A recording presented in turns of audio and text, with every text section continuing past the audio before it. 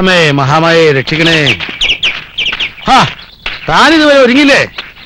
Broker ആഫീസിൽ തന്നെ ഉണ്ടാവില്ലേ? എന്നാലൊരു സമയം പറഞ്ഞാൽ പാലിക്കണ്ടോ? വിവരം എന്താന്ന് ഞാനും കൂടി അറിയുന്നത് വിരോധമുണ്ടോ? അപ്പൊ താൻ വിവരം അങ്ങോട്ടൊന്നും പറഞ്ഞില്ലേ? ആണുങ്ങളുടെ തീരുമാനം പെണ്ണുങ്ങൾ അറിയണമെങ്കിൽ ചില സമയവും കാലമൊക്കെ ഉണ്ട്. അവിടെ ഇരിക്കുക, ഞാൻ വരുന്നു. എന്താ കാര്യം? ജയലക്ഷ്മിയുടെ ഒരു കാര്യത്തിനാ പോണതേ. അവളുടെ കേതൂർ ദശയും ദോഷഫലങ്ങളും ഒക്കെ ഇന്നലത്തോടെ തീർന്നൂലോ. ഈശ്വര, പെമ്മക്കള് പെരനിറഞ്ഞു നിൽക്കുകയാണെന്നുള്ള ബോധം ഇപ്പോഴെങ്കിലും അദ്ദേഹത്തിനുണ്ടായില്ലേ?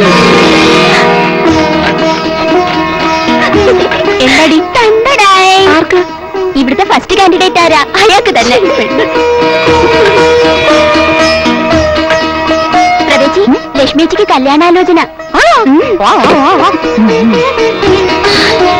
ഞാൻ അറിഞ്ഞു. ഭഗവതി, എന്റെ പ്രാർത്ഥന ഫലിച്ചു. അയ്യടാ, ആദ്യം വെല്ലിച്ചിട്ട് കഴിയും നോക്കട്ടെ, എന്നിട്ട് പോരെ ഈ വെപ്രാളുണ്ട്. എന്റെ കൂടെ പഠിച്ച കുട്ടികളെല്ലാം ഒന്നൊഴിയാതെ കെട്ടി കുട്ടികളുമായി, മോളെ കുട്ടികളുമായി.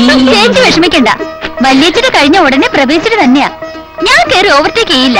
നിന്നെ ഞാൻ ഓവർടേക്ക് ചെയ്യാൻ വിടുവോ? നിങ്ങൾ എങ്ങനെ അറിഞ്ഞു? പരമേശ്വരൻ മാമനും അച്ഛനും കൂടി പോവാൻ പോവാ. എന്നാ വാ. ഉപരാഷ്ട്രപതി ശബരിമലയിൽ ദർശനം നടത്തും.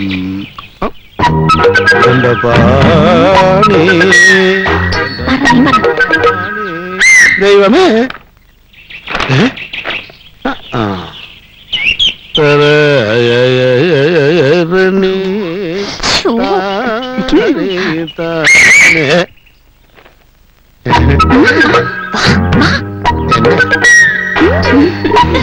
എന്തേ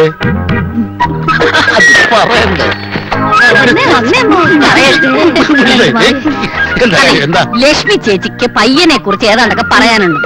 എന്തൊക്കെയാ ഡിമാൻഡ്സ് എന്ന് വെച്ചാ പറഞ്ഞോളൂ. പറയാം. കാഴ്ചക്ക് സുന്ദരനായിരുന്നു, ഏതാണ്ട് എന്നെ പോലെ.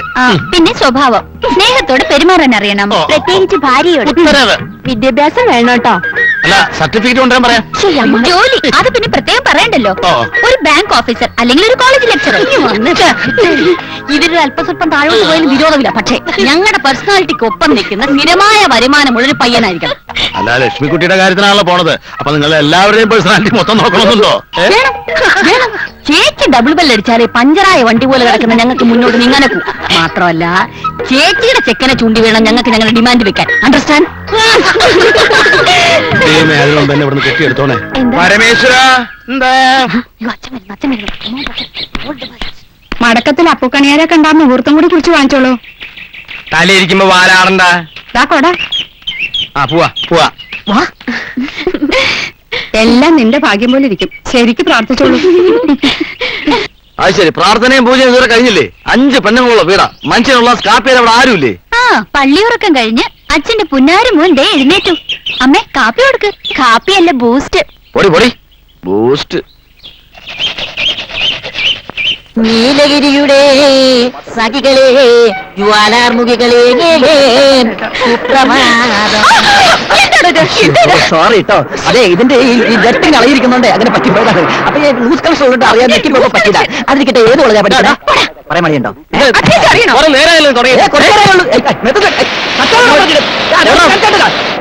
ഞങ്ങൾക്ക് ഇവിടെയുള്ളതാണ്.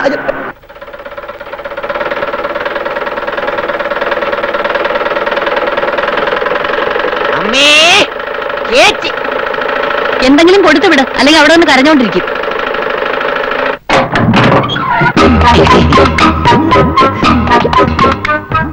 എന്താ ഇത്? ഭിക്ഷ.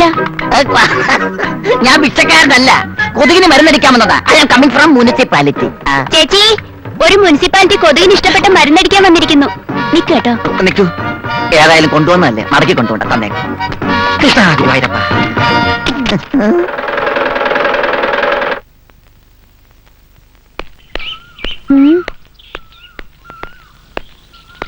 ഇവിടെ ആരുമില്ലല്ലോ.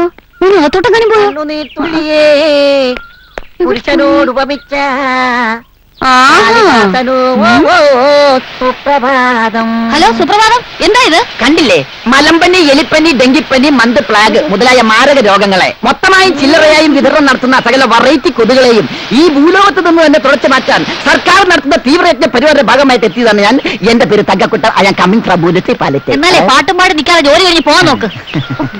എക്സ്ക്യൂസ് മീ, ഇവിടെ ഈ മറ്റ് വെള്ളം കെട്ടിക്കിടക്കുന്ന സ്ഥലങ്ങൾ എവിടേക്കാന്ന് പറയാമോ? അത് കണ്ടുപിടിച്ച് മരുന്നടിക്ക്, അതല്ലേ തന്റെ ജോലി. ആ. അല്ല, ഈ കിണർ ഏത് ഭാഗത്താ? ദാണ്ടടാ കിണർ. ഓ, ഇതാണ് കിണറ്. കിണറടിക്കാൻ പോണോ? ഛേ, ഇതിന്റെ പരിസരത്തടിച്ച് കൊതിനെ കൊല്ലുക. അത് കഴിഞ്ഞോ? കഴിഞ്ഞോന്നോ? എന്റെ മരുന്ന് എവിടെയെങ്കിലും ഒരു തുള്ളി അടിച്ചാൽ മതി, 100 മീറ്റർ ചുറ്റളവിൽ അതിന്റെ ഗുണം ചെയ്യും. മനസ്സിലായോ? അതേ കണ്ടോ, മാങ്ങ വീണു. ഐ, അതാണ് മങ്കക്കുട്ടൻ. മാറ്റട്ടെ.